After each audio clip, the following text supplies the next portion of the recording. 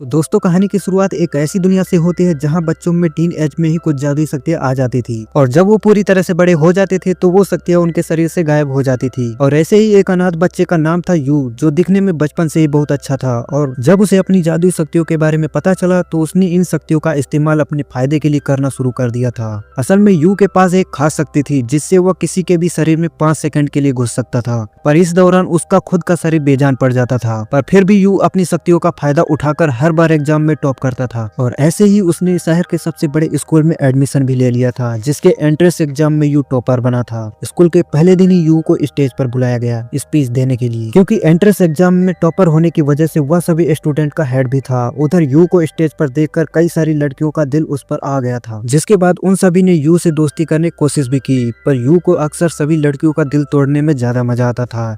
लेकिन इस बार उसकी ना करने की वजह स्कूल की सबसे सुंदर लड़की थी यूमी। यू को बहुत ज्यादा पसंद करती थी और वो पहले दिन से ही यूमी को बात करने की कोशिश भी कर रहा था। और आखिरकार एक दिन उसने यूमी और उसकी दोस्त मिचेल का पीछा करने का फैसला कर ही लिया। यू इस बार भी अपनी शक्तियों का इस्तेमाल करना चाहता था, इसीलिए वह सबसे पहले मिचेल के शरीर में घुसा और अपनी पूरी रफ्तार से यूमी से दूर भाग गया। जिसके बाद पास में ही जा रहा एक ट्रक ड्राइवर के अंदर गया और उसने ट्रक को यूमी की तरफ घुमा दिया। पर ट्रक के यूमी तक पहुंचने से पहले ही यू ने अपने शरीर में दाखिला लिया और यूमी को बचा लिया। इसके बाद यूमी ने उसकी जान बचाने के लिए यू को धन्यवाद किया और साथ ही उसने उसे अपने साथ पास में ही एक रेस्टोरेंट में चलने को भी कहा। यू इसके लिए पहले तो तैयार नहीं था, पर जब मिचेल ने उन दोनों को अकेले में समय बिताने को कहा तो यू तुरंत ही इसके लिए तैयार हो गया। आखिर यार, लड़की के साथ अकेले में समय बिताने के लिए कौन नहीं तैयार होगा। इसके बाद वे दोनों रेस्टोरेंट में चले गए, जहाँ यूमी ने उससे पूछा कि क्या वह स्कूल के बाद भी उससे मिलना चाहेगा। यह सुनते ही यू के मुंह में लड्डू फूटा और उसने कहा, इसके लिए तो मैं पहले से ही तैयार बैठा हूँ यार। अगले दिन उसे यूमी का मैसेज भी आया जिसमें उसने स्कूल के बाद मिलने के लिए भी बुलाया था। पर तभी यू को स्टूडेंट काउंसिल में बुला लिया गया, जहां पहुंचकर प्रेसिडेंट ने उसे बताया कि उसे एक बार फिर से एंट्रेंस एग्जाम देना होगा, क्योंकि उसके ऊपर चीटिंग करने का आरोप लगा था। साथ ही प्रेसिडेंट ने उसे बताया कि अगर वो टेस्ट में 90% से कम मार्क्स आए तो इसे स्कूल से निकाल दिया जाएगा। यह सुनकर यू के पास टेस्ट देने के अलावा कोई भी चारा नहीं था। टेस्ट शुरू होते ही यू को एक बार फिर से जवाब नहीं आ रहा था, इसीलिए उसने अपनी शक्तियों का इस्तेमाल करने का फैसला किया। पर जैसे ही वह प्रेसिडेंट के दिमाग में पहुंचा तो उसने देखा प्रेसिडेंट के हाथ में आंसर शीट के बजाय मैगजीन थी। यह देखकर यू को बहुत तेज गुस्सा आया और उसने मैगजीन के टुकड़े टुकड़े कर दिए। जब यू वापस अपने शरीर में आया तो उधर प्रेसिडेंट को ये समझ में नहीं आ रहा था उसने मैगजीन को क्यों फाड़ दिया। भाई, पर तभी अचानक यू के सामने एक लड़की आई जिसके हाथ में एक कैमरा भी था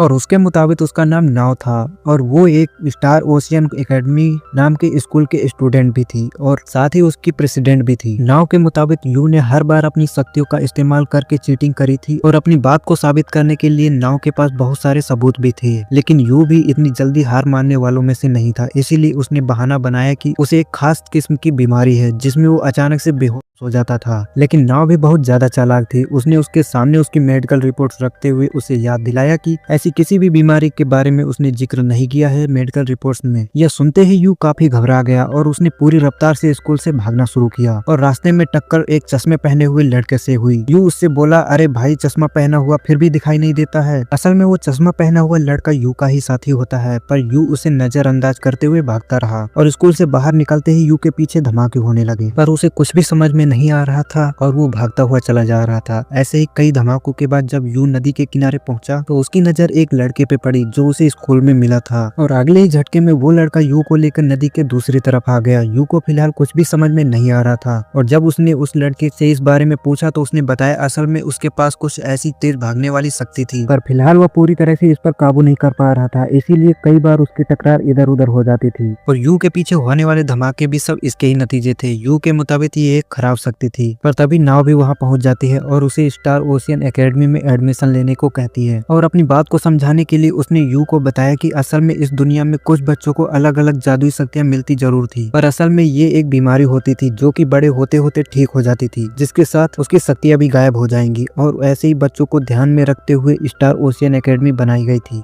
ताकि बच्चे अपनी शक्तियों का गलत इस्तेमाल ना कर सकें। आज के एपिसोड में इतना ही था। नेक्स्ट एपिसोड में पूरा रिकवर करेंगे।